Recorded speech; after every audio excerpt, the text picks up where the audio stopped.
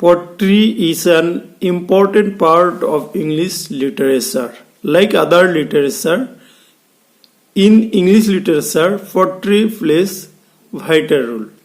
Okay? পদ্য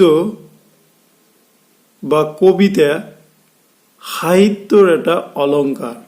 এই অলংকাৰৰ জৰিয়তে সাহিত্যিকে বা কবিয়ে সিহঁতৰ মনৰ ভাৱ বা কল্পনা প্ৰকাশ কৰে। গতিকে তোমালোকে কবিতাৰ বিষয়ে অভ্যস্ত হৈছে, কিন্তু আজি মই তোমালোকৰ আগত এনেকুৱা এটা টপিক আলোচনা কৰিম যিটো তোমালোকে পাহৰিবলৈ কঠিন পোৱা। যেনেকুৱা আমি শৈশৱকালৰ কথাখিনি বা শৈশৱকালৰ খেল ধেমালিখিনি, সেইখিনি কিন্তু খুবেই ইম্পৰ্টেণ্ট আৰু খুবেই মনত ৰখা বিধৰ আৰু খুবেই আমেজজনক আছিল। গতিকে my dear students, today I bring about the poet that is Childhood, which is written by Marcus Nathan, which is written by Marcus Nathan. আজি মই তোমালোকৰ আগত নতুন এটা টপিক লৈ আহিছো। সেই টপিকটোৱে হ'ল childhood, which is written by Marcus Nathan. বলা এতিয়া আমি মেইন টপিক লৈ যাওঁ। Before we start, I first briefly discuss about the poet Marcus Nathan. তোমালোকে জানা নহয় যে চাইল্ডহুড কবিতাটি মাৰ্কাছ নেটেনে ৰচনা কৰিছে। তেওঁ এজন বিখ্যাত কবি আছিল আৰু তেওঁৰ পজিশ্যনটো নিউজিলেণ্ডত খুবেই উন্নত খাপৰ। তেওঁ he is the best known for the book Thief and the Messenger. তেওঁক আমি বেছিভাগ চিনি পাওঁ কিহৰ কাৰণে? তেওঁ এখন কিতাপ লিখিছিল। সেই কিতাপখনৰ নাম আছিল কি? The book thief and the messenger.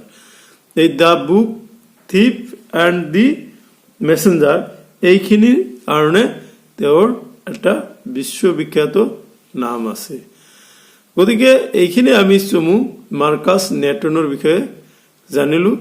এতিয়া আমি মূল বিষয়বস্তুলৈ আহিবলৈ যত্ন কৰিম। ইয়াতে এই কবিতাটি তোমালোকৰ কোৰ্সত দিয়া হৈছে। গতিকে কবিতাটি তোমালোকে পোনপ্ৰথমে আমাৰ মাতৃভাষা অসমীয়াত শুদ্ধকৈ বা ধুনীয়াকৈ বুজি ল'বলৈ চেষ্টা কৰিব লাগিব। কিয়নো কোনো বিষয় যদি আমি অসমীয়াত ভালদৰে বুজি নাপাওঁ, সেই বিষয়ে আমি ভালকৈ হৃদয়ঙ্গম কৰিব নোৱাৰো। বলা এতিয়া আমি কবিতাটোলৈ যাওঁ। When did my childhood go? Was it the day I ceased to be 11? Was it the time I realized that hell and heaven could not be found in geography and therefore could not be? Was that the day? ইয়াতে পোনপ্ৰথমে আমাৰ কবি Marcus নেটেনে উল্লেখ কৰিছে when did my childhood go? Childhood মানে শৈশৱকাল। when did কেতিয়া? my মানে মোৰ চাইল্ডহুড go মানে মোৰ শৈশৱকাল গ'ল। মোৰ শৈশৱকাল কেতিয়া পাৰ হৈ গ'ল বা মোৰ শৈশৱকাল কেতিয়া গ'ল? was it the day I ceased to 11? was it the day, এইটো সেই দিনটো আছিল নেকি? I ceased, মই কি কৰিছিলো? শেষ হৈ গৈছিল। মোৰ কি হৈছিল? শেষ হৈছিল। to be 11 মানে 11 বছৰ। এইটোৱে সেইটো দিন আছিল নেকি যিদিনা মই 11 বছৰ কি পাৰ কৰিছিলো? চেষ্ট মানে পাৰ কৰিছিলো।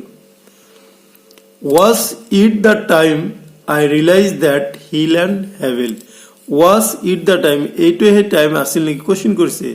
I realized, মই ৰিয়েলাইজ কৰো, মনত পেলাও, that hell and heaven নৰক আৰু স্বৰ্গ They was it the time I realized that hell and heaven could not be found in geography. Could not be found মানে বিচাৰি পোৱা নাছিল in geography মানে geography ভূগোলত, and therefore could not be was that a day. সেই হেতুকে could not be মানে নাছিল, was that day এইটো সেই দিন নাছিল. When did my childhood go? Was it the time realized that adults were not all they seem to be? They talked of love and feast of love, but did not act so lovingly. Was that the day? Okay? কি কোৱা হৈছে? When did my childhood go? মোৰ childhood কেতিয়া, শৈশৱকাল কেতিয়া গ'ল? Was it the time? এইটো সেই time নেকি? I realized, মই ৰিয়েলাইজ কৰোঁ, মনত পেলাওঁ বা স্মৰণ কৰোঁ, that adults were not, যেতিয়া মোৰ এডাল্ট নাছিল. All they seem to be, সকলোৱে মোক অনুভৱ to be, সকলোৱে শিশুত সকলোৱে কি কৰিছিল? অনুভৱ কৰিছিল. They talked love and feast of love. They talk সেইটো কথা পাতিছিল, of love মানে প্ৰেমৰ কথা আৰু উপদেশ. feast of love মানে লাভৰ ভাল পোৱাৰ কিহৰ কথা? ভাল পোৱাৰ কথা সিহঁতে কি কৰিছিল? আলোচনা কৰিছিল, টক কৰিছিল, কথা পাতিছিল. but did not act so lovingly, কিন্তু কোনো খুব ঠিক সেনেকৈ ভাল পোৱাকৈ কি কৰা নাছিল, কামখিনি কৰা নাছিল. was that the day? এই দিনবোৰ আছিল না, এনেকুৱা আছিল যে শৈশৱ তোমালোকে জানা নহয়, শৈশৱ চাইল্ডহুডৰ সময়খিনি একেবাৰে ধুনীয়া সময়. সেই সময়ত কি হয় যে আমাৰ কোনো ধৰণৰ হেৰি নহয়, কোনো দোষ নাই, হেৰি নাই, পঢ়া শুনা নাই, গতিকে তোমালোকে চাইল্ডহুডটো ভালেই পাইছিলে, সেই কথাটো কোৱা হৈছে. When did my childhood go?